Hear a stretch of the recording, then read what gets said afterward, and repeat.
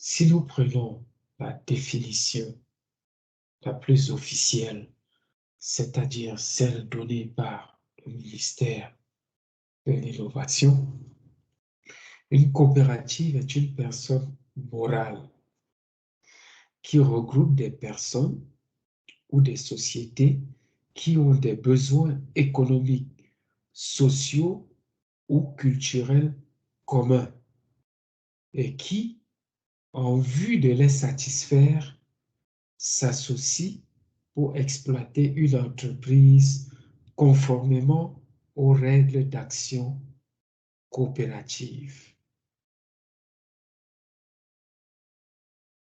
Donc, la coopérative de solidarité afro-innovative est une personne morale qui se constitue pour répondre aux besoins économiques, sociaux ou culturels communs aux afro-descendants. Maintenant, allons un peu plus en détail dans ce que c'est que Afrique innovative. Afrique innovative est partie sur un ensemble de constatations et a défini une structure organisationnelle transnationale. Ça veut dire quoi? Ça veut dire que concrètement, c'est une coopérative, donc une entreprise à visée sociale qui a une vocation mondiale. Je vous ai dit tout à l'heure transnationale, donc elle a une vocation mondiale. Donc le Bureau mondial, lui, il va s'occuper de diffuser le sentiment d'appartenance des afrodescendants. Une fois que le Bureau mondial transmet cette information au Bureau continental, le Bureau continental s'active à implémenter ce sentiment-là sur les territoires ou le territoire qui relève de sa juridiction. Au niveau national, c'est-à-dire au niveau d'un pays, le Bureau national va contribuer à intégrer les approches innovatrices afrodescendantes selon les conditions qui règnent dans cet environnement spécifique. Et si nous arrivons dans un pays qui est aussi vaste que les États-Unis, par exemple, le bureau du Texas va s'occuper à intégrer ce sentiment d'appartenance-là au niveau local. Et à chaque échelon ou à chaque strate de la coopérative, les besoins auxquels des réponses sont apportées répondent bel et bien, je voulais dire, à la situation qui prévaut dans la communauté afrodescendante locale. Donc, pour pouvoir démarrer une telle structure, il nous a fallu un modèle de base. Et ce modèle de base est en train d'être développé. Et dans ce cas, c'est le Canada. Mais simplement le Canada, parce que les membres initiateurs, les porteurs du projet s'y trouvent. Pour cela, qu'est-ce que nous avons fait? Nous nous sommes penchés sur la population afro-descendante qui vit au Canada et selon les statistiques, il nous est dit que cette population se chiffre à environ 1,2 million, se chiffrait à environ 2 millions, 1,2 million en 2016. Et qu'en 2036, les afro-descendants représenteront 5% de la population canadien, que cette population est à majorité urbaine et que l'âge moyen est d'environ 30 ans et qu'environ 27% de cette population a moins de 15 ans. Par contre, ce qui est assez choquant, c'est qu'on se rend compte que cette population vit des problématiques qui sont loin d'être nouvelles, pardon. On remarque qu'en matière d'emploi, au Canada par exemple, il y a une différence de 15 000 $ entre le salaire d'un afro-descendant et celui d'un non-afro-descendant, toutes choses étant égales, c'est-à-dire le même niveau de compétence, le même poste, le même nombre d'années d'études, lui, il touche 15 000 $ de moins qu'un non-afro-descendant. On remarque aussi que le taux de chômage est extrêmement élevé dans cette population. C'est là où la population, un groupe d'afro-descendants, s'est penché sur la question et a décidé de puiser dans ses valeurs pour apporter une solution, d'où la création de la coopérative de solidarité afro-innovative, dont la mission est de contribuer durablement au bien-être social, économique et culturel de la communauté afro-descendante.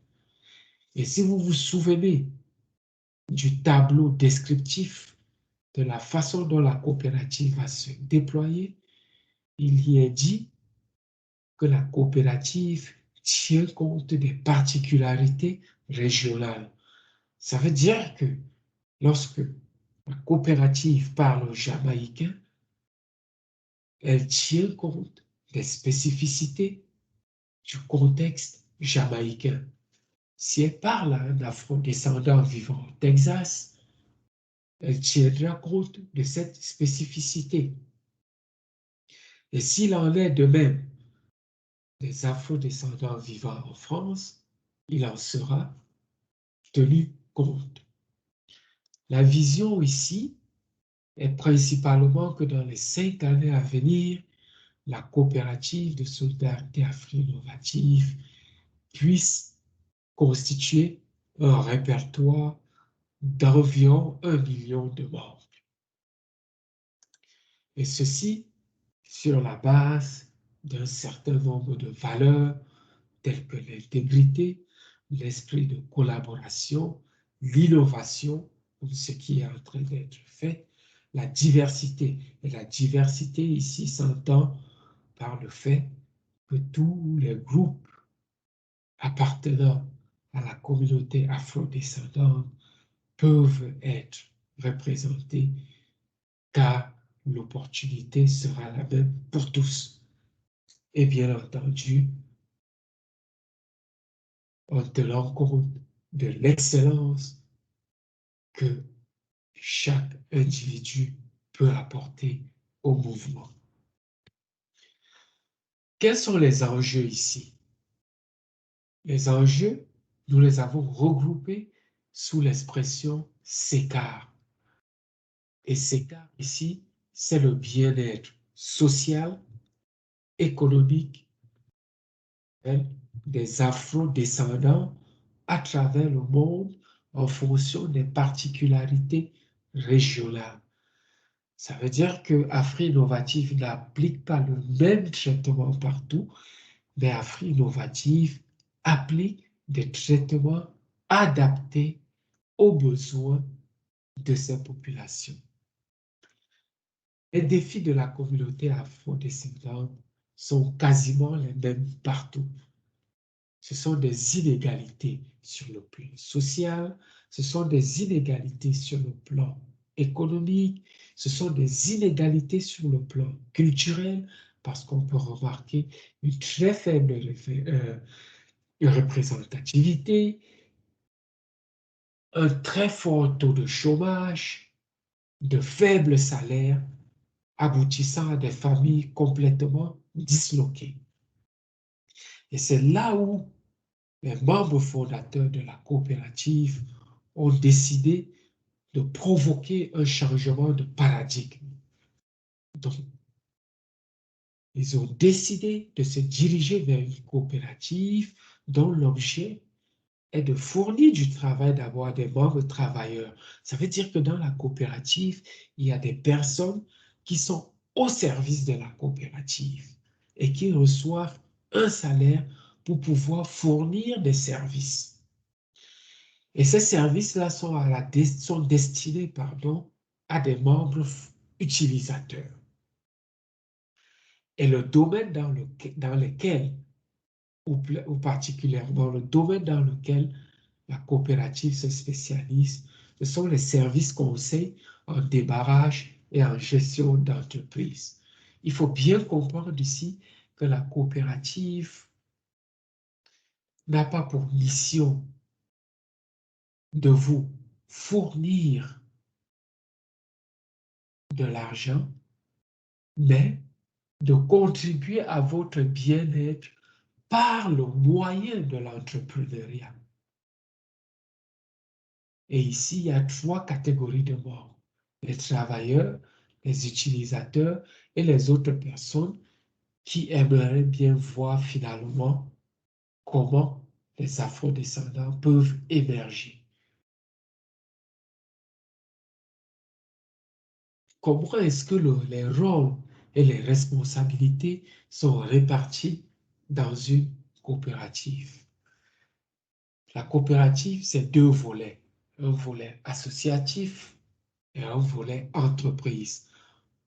Associatif parce que la coopérative est constituée d'une assemblée générale. Donc, si vous devenez membre de la coopérative aujourd'hui, vous avez les mêmes pouvoirs que ceux qui y étaient avant vous. Et ce sont les membres qui définissent la mission de la coopérative. Ces membres vont élire le conseil d'administration qui va veiller aux intérêts des membres, qui va planifier et contrôler